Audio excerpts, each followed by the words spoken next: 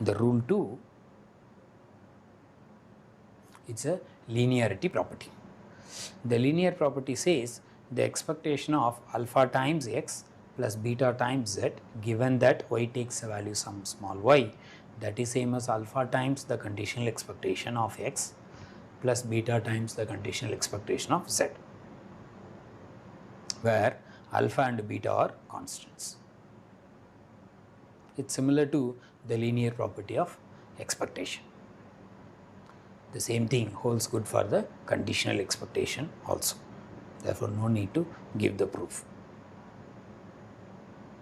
The third one, that is the expectation law. Expectation of conditional expectation is same as expectation. It says the expectation of a random variable x can be computed in 2 steps. First, using the information on another random variable y, and next taking the expectation of the result. You can visualize in the other way around. Expectation of x can be computed as a expectation of conditional expectation of x given y. That means you can take any random variable y as long as the conditional expectation possible, find out that conditional expectation, then find, since the conditional expectation is a random variable, so find out the expectation of that random variable, that is same as the expectation of x.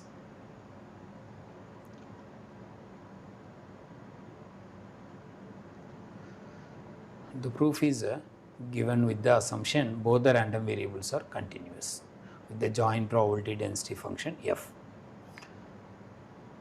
So I am starting with the left hand side. Expectation of expectation x given y, that is same as, you know how to compute the expectation. Here the provided condition is expectation exists. Similarly, in the definition of conditional expectation also, you have to make the assumption the expectation is exist, then only we are finding the conditional expectation. So this expectation exists, therefore minus infinity to infinity conditional expectation, this is a random variable and you are finding the expectation of that, therefore you multiply the probability density function for the random variable y, because this expectation of x given y is a function of y, therefore you should multiply with the probability density function of y, integrate with respect to y between the limits minus infinity to infinity. And by definition, the conditional expectation is nothing but x times the conditional probability density function, integration with respect to x between the limits minus infinity to infinity. So you substitute that. Now you can come to the conclusion, the integration of minus infinity to infinity, the joint probability density function of x and y is nothing but the marginal distribution. So here the integration is with respect to y, therefore you get the marginal distribution or marginal probability density function of x. So here it is a conditional probability density function multiplied by the probability density function, therefore this product will give the joint probability density function of x and y. Any two random variables joint probability density function can be written as the product of marginal distribution into the conditional distribution. So using that I am getting the joint probability density function. Now this integration is f of x, therefore the one integration and this much will give a marginal, therefore it is a minus infinity to infinity x times that is going to be the marginal probability density function of x, therefore you will get a expectation of x.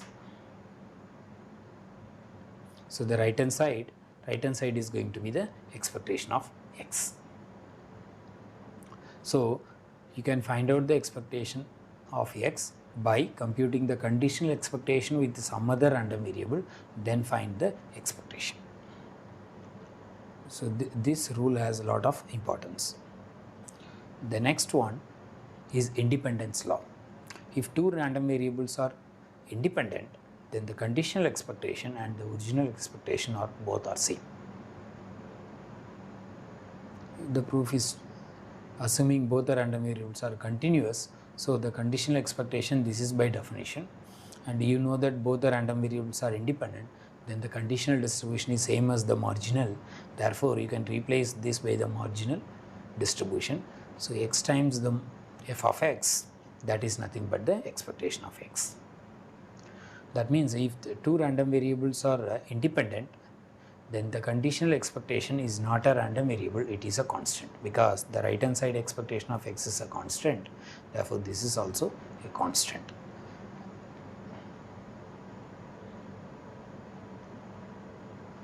The next rule is stability. Suppose you have the function g, and the g of y is also going to be a random variable. That means g is a Borel measurable function. So the expectation of x times g of y given y, that is same as the gy will be out, gy times the conditional expectation of x given y. That means the later we are going to use the property called known is out.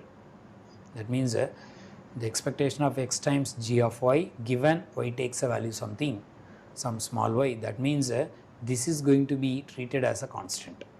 So g of y has to be treated as a constant, therefore the constant will be come out, therefore g of y times the expectation of x given y. The same thing I have written as in the proof with both the random variables are continuous.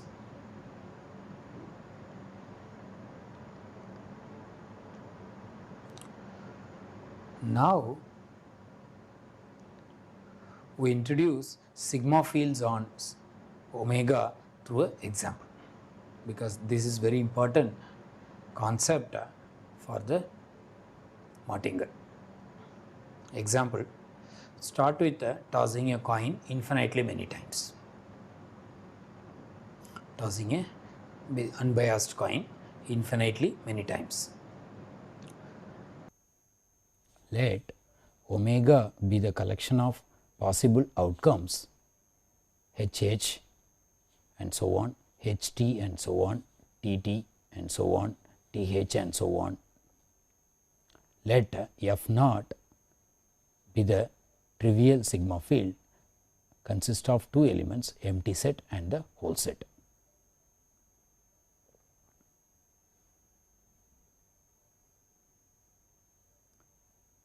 F1 is the smallest sigma field containing in omega 1. F2 is the smallest sigma field containing in omega 2.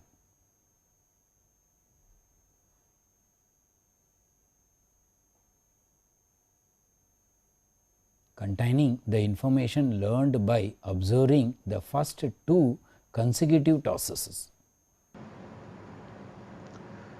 If you observe, you will find the omega 1 contained in F1 contained in F2, F2 is contained in F3 and so on. Since we are tossing a unbiased coin infinitely many times, if you find out the limit of Fn that is going to exist, and that is going to be F infinity in the notation, and that in notation we can make out it's a F. So this consists of the information learned by infinitely many tosses observation. That is the sigma field F. So this is the way one can create the sigma fields on omega. So omega is consisting of all the possible outcomes in infinitely many tosses, observation over the infinitely many tosses, whereas the omega 1 consists of only two elements.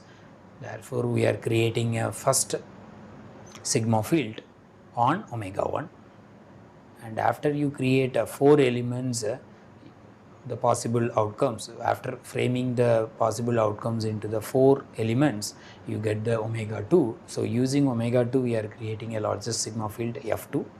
So like that you can create omega 3 F3, omega 4 F4 and so on, and all those Fi's satisfies this property and the limit exists as n tends to infinity, this sigma field is going to be denoted by the letter F.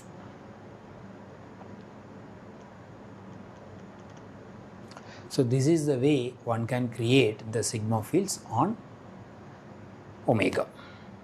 Now we present the sigma field generated by a collection of subsets of omega. Let U be a collection of subsets of omega, then the smallest sigma field containing U is called the sigma field generated by the collection U of subsets of omega. This is denoted by sigma of U. Consider an example where omega is equal to a comma b comma c. Let U is A.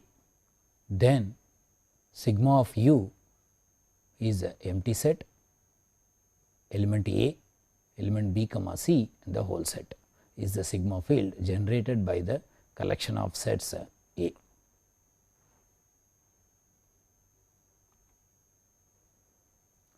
Consider an example where omega is equal to a comma b comma c comma d. Define the random variable x which takes a value 0.5 for w is equal to a comma b. It takes a value 1.5 when w takes a value c comma d. Let A1 be the set which takes the value, which is the collection of possible outcomes in which the x of w takes a value 0.5. Therefore, it is a comma b. Similarly, let A2 be the set for the collection of w belonging to omega in which x of w is equal to 1.5. Hence, it is c comma d be the subsets of omega. Let u is equal to a1 comma a2. Hence, the sigma field generated by the random variable x, that is same as sigma of u, that is empty set a comma b is the one element and c comma d and the fourth element is the whole set. Assume that for each t in 0 comma capital T, where capital T is a positive real number, then for each t between the interval 0 to capital T, you are creating a sigma field f of t, and those sigma fields f of t for possible values of t between the interval 0 to capital T, it satisfies the condition f of s is contained in f of t. If this condition is satisfied over the interval 0 to t by s and t, where s is less than or equal to t, then this collection of random variables, this collection of sigma fields is called the filtration.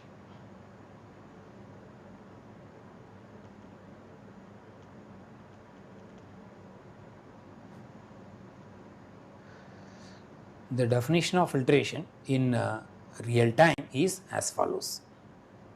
In discrete time, the filtration is an increasing sequence, f0 contained in f1, contained in f2 and so on of sigma fields, one per time instant. The sigma field fn may be thought of as events of which the occurrence is determined at or before time n, the known events at time n. The natural filtration of a stochastic process xn is defined by fn is the collection of n plus 1 dimensional random variables belonging to B, where B is contained in Rn plus 1.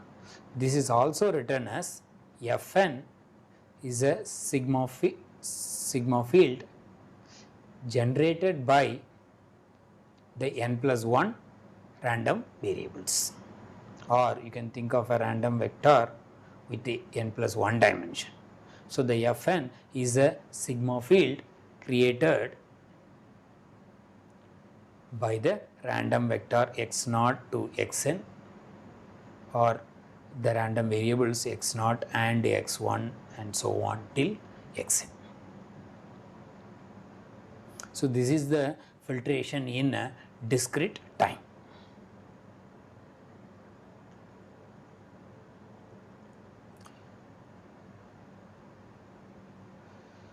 Let us generate a filtration for this example for discrete situation. So take the same example, tossing a unbiased coin infinitely many times, and the omega 1 is having two elements. This is the sigma field on omega 1, and the F2 is a sigma field on omega 2, and also satisfied sigma F1 is contained in F2, which is contained in F3. Therefore, this collection of the collection of